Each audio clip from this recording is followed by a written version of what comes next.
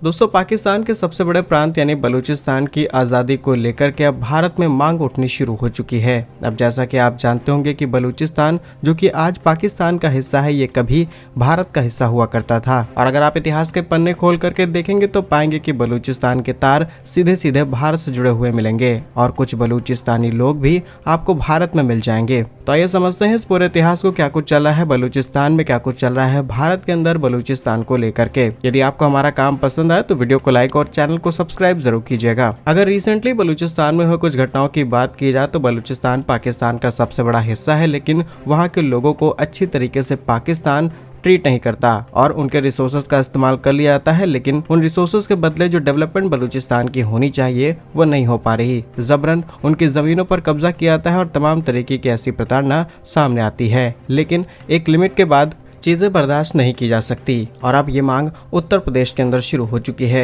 Recently reports के मुताबिक उत्तर प्रदेश के बिलोचपुरा गांव में हाल ही में एक बड़ी पंचायत का आयोजन किया गया। इस पंचायत में ग्रामीणों ने बलूच समुदाय पर हो रहे अत्याचार के खिलाफ आवाज उठाई और बलूचिस्तान की आजादी की जोरदार मांग की। वक्ताओं ने कहा कि पाकिस्तान ने बलूचिस्तान पर जबरन कब्जा किया है, वहाँ के लोगों पर अमानवीय अत्याचार किए जा रहे हैं। पाकिस्तान को कटघरे में खड़ा किया गया। पंचायत में उपस्थित ग्रामीणों ने कहा कि पाकिस्तान में बलूच ही नहीं बल्कि अन्य अल्पसंख्यक भी सुरक्षित नहीं हैं। उन्होंने पाकिस्तान की तुलना भारत से करते हुए कहा कि भारत में मुसलमान पाकिस्तान की तुलना में कई गुना ज्यादा अधिक सुरक्षित हैं और यहाँ हर नागरिक को बराबरी का हक मिलता है और वो भी समान दर्जा दिया जाता है। और आप सोच करके देखिए कि ये चीजें उत्तर प्रदेश के अंदर चल रही हैं और इस पंचायत में ज्यादातर आपको मुस्लिम लोग ही मिलेंगे, लेकिन इन्होंने दूसरे देशों के अंदर हो रहे अल्पसंख्यकों को लेकर के आवाज उठाई, जो कि अच्छी बात है। अब इस गांव का रिश्ता क्या है बलूचिस्तान से, इसे समझते हैं। बिलोचपुरा गांव का बलूच समुदाय के साथ जो रिश्ता है वो करीब 1700 से शुरू हुआ था, जब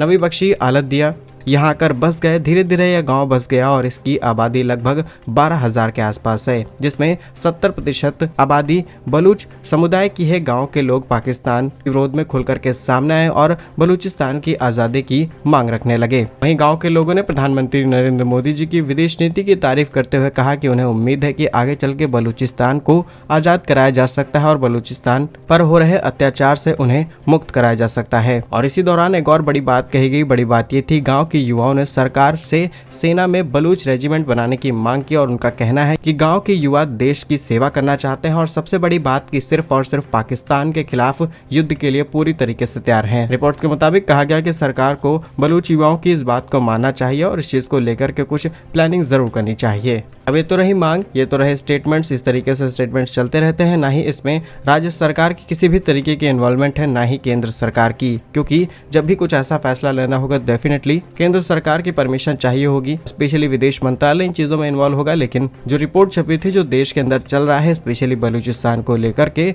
वो हमने आप तक बताया। और जैसा कि हम आपको पहले बता चुके हैं कि बलूचिस्तान जो वर्तमान में पाकिस्तान का सबसे बड़ा प्रांत है, क्षेत्रफल के हिसाब से पाकिस्तान का 44% हिस्सा सिर्फ और सिर्फ बलूचिस्तान में मौजूद है। और उससे भी बड़ी बात कि यहाँ पर बहुत ही बड़े मात्रा में नेचुरल रिसोर्सेज पाए जाते हैं, इसलिए पाकिस्तान चाह करके भी इसे अपने से अलग होने नहीं देना चाहता। लेकिन सिचुएशन आज पाकिस्तान के कंट्रोल से बाहर जा चुकी है। चाहे ट्रेन हादसा हो, सेना पर हुआ हमला हो या फिर 10-15 छोटे बड़े हमले देखने को मिले, वो सब कुछ पाकिस्तान के कंट्रोल से बाहर जा चुके हैं। और दूसरी बात कि पाकिस्तान की सरकार को, पाकिस्तान की अर्थव्यवस्था को, पाकिस्तान के इन्वेस्टमेंट प्लान्स को कंट्रोल करने वाली सेना ही अब पाकिस्तान का साथ छोड़ रही है। लास्ट वीडियो में हमने आपको बताया था कि करीब 2500 से भी ज्यादा सैनिकों ने पाकिस्तान छोड़ करके दूसरे मिडिल ईस्ट देशों जैसे कि सऊदी अरब, कुवैत, कतर, यूएई में जाकर के मजदूरी करना चुना है, लेकिन पाकिस्तान में रहकर के पाकिस्तान की सेवा नहीं करना चाहते, क्योंकि बलूचिस्तान के जो लोग हैं और स्पेशली बलूचिस्तान लिबरेशन आर्मी,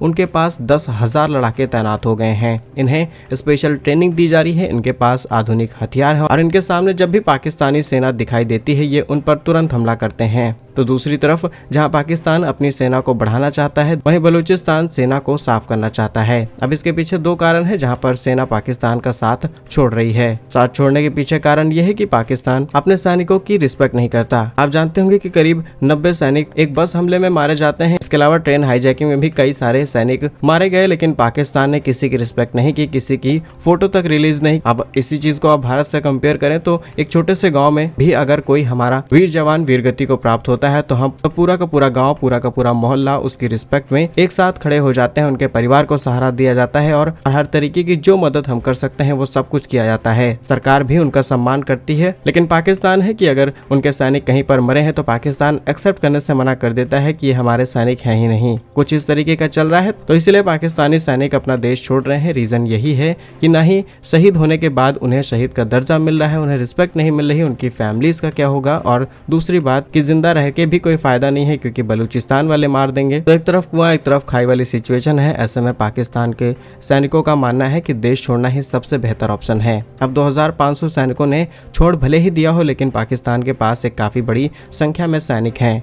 लेकिन अगर 1000 या फिर 100 लोग भी सेना को छोड़ करके जाते तो बाकी सेना का मनोबल ऐसा टूटता जिसे आप सोच नहीं सकते। और 2500 सैनिक गए हैं तो डेफिनेटली भी नंबर बढ़ने वाला है। कई सैनिक के जो रिजाइन पत्र हैं उन्हें एक्सेप्ट ही नहीं किया जाएगा, लेकिन उसके बावजूद भी वो देश छोड़ करके किसी न किसी तरीके से भागने की कोशिश करेंगे और यहीं से भारत को एक नया रास्ता मिल सकता है, क्योंकि ये भागे हुए सैनिक जिनको अच्छी ट्रेनिंग मिली है, इन्हें पाकिस्तान का चप्पा चप्पा पता है। तो अगर हमारी रो इनके साथ कांटेक्ट करे तो बहुत सारी डिटेल्स इनसे निकाली जा सकती है और पाकिस्तान जो समय समय पर आकर के भारत के खिलाफ जाने की कोशिश करता है, हम इनके खिलाफ जा सकते हैं। ये सिर्फ एक प्रोडक्शन है, जबकि इस चीज को already national security adviser Ajit Doval ने कुछ समय पहले एक्सेप्ट किया था। उन्होंने कहा था कि आप हमारी कमजोरियां जानते हैं तो हम भी आपकी कमजोरियां जानते हैं। आप हम पर एक हमला करेंगे तो आप भी पाकिस्तान के कई बड़े हिस्सों को खो देंगे, और स्पेशली बलूचिस्तान। और बलूचिस्तान के इतिहास के बारे में तो आप जानते होंगे। तो यहाँ की आबादी मुख्य रूप से बलूच, जिसे बलूच एथनिक ग्रुप कहा जाता है, जिनकी अपनी अलग संस्कृति है, भाषा, पहचान के लिए जाने जाते हैं। 10,000 से भी ज्यादा इन्होंने लड़ाके अपने पास तैनात कर लिए हैं। अमेरिकन मेड हथियार इनके पास आ रहे हैं और कहीं ना कहीं इन्हें अलग अलग तरीकों से फंडिंग मिलती है, जिसका इस्तेमाल इन सब चीजों में किया जा रहा है। वहीं बलूचिस्तान का इतिहास विवादों से भरा रहा। 1947 में भारत और पाकिस्तान के बंटवारे के बाद बलूचिस्तान के तत्कालीन शासक खान ऑफ कलात अहमद यार खान ने स्वतंत्रता की घोषणा की। 27 मार्च 1948 को पाकिस्तान ने सैन्य बलों के जरिए इस क्षेत्र पर कब्जा कर लिया और अपने कंट्रोल में ले लिया, और तब से लेकर के अब तक बलूच के लोग अपने अधिकार के लिए लड़ाई करते चले आ रहे हैं, और लड़ाई कब जाकर के रुकेगी इसका कुछ अता पता नहीं है। लेकिन जिस तरीके से बलूचिस्तान लिबरेशन आर्मी अपने आप को ताकतवर करी है, अफगानिस्तान का साथ लिया जा रहा है। हालांकि अफगानिस्तान इस बात को एडमिट नहीं करता है कि जो भी बलूचिस्तान और पाकिस्तान के बीच चल रहा है इसमें इनको इन्वॉल्वमेंट है, लेकिन सीधे सीधे तार जोड़ते हैं क्योंकि इसमें टीटीपी इन्वॉल्व हो जाती है और डेफिनेटली इससे पाकिस्तान को अच्छी खासी चोट पहुंचाई जा सकती है। वहीं अब चीन की भी एंट्री यहाँ पर हो सकती है, क्योंकि चाइना ने बलूचिस्तान के अंदर एक काफी ह्यूज इन्वेस्टमेंट कर रखी है और उसका रिटर्न लेने के लिए चाइनीज आर्मी को यहाँ पर डिप्लॉय किया जाएगा। लेकिन चाइनीज सेना को भी यहाँ से बलूचिस्तान मार के भगा देगा, और ऐसा पहले कई बार देखा जा चुका है। बाकी भारत में उठी इस मांग और तमाम चीजों को लेकर के आपकी इस मुद्दे पर क्या राय है, कमेंट्स में जरूर बताइए। भारत कैसे ही वीडियोस पाने के लिए वीडियो को लाइक, चैनल को सब्सक्राइब जरूर कीजिए। वंदे मातरम, भारत माता की जय।